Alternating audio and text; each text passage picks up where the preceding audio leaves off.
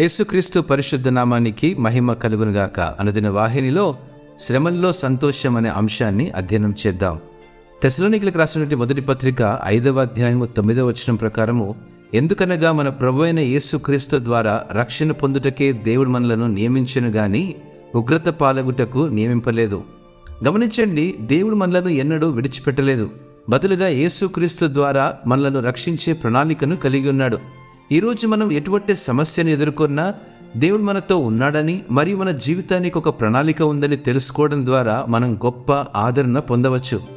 మన కొరకు దేవుని ప్రణాళిక, ప్రేమ మన పాపాల నుండి మనం రక్షించడానికి మరియు మనకు నిరీక్షణ మరియు శాంతిని అనుగ్రహించడానికి యేసుక్రీస్తు అనే బహుమతిని ఈరోజు మనం పొందుకోగలిగాము. దేవుడు మనకు తనతో సమాధానపడడానికి మరియు ఆయన కృప, దయను పొందడానికి ఒక మార్గాన్ని మన కొరకు స్థాపించాడు.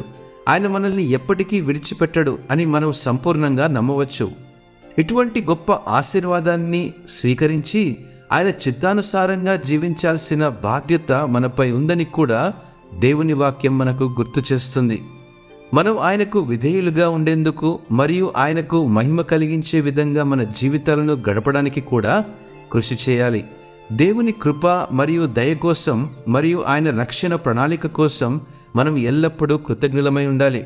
ఆయనను గౌరవించే విధంగా మరియు ఆయనకు కీర్తిని తెచ్చే విధంగా మన జీవితాలను జీవించడానికి ప్రయత్నించాలి. దేవుడు మనలను ఉగ్రత పాలగుటకు నియమించలేదు గాని మన ప్రభు అయిన యేసు క్రీస్తు ద్వారా రక్షణ పొందుటకే మనలను ఏర్పరచుకున్నాడు. ఆమేన్. ఇటు మాటలను దేవుడు ఆశీర్వదించును గాక.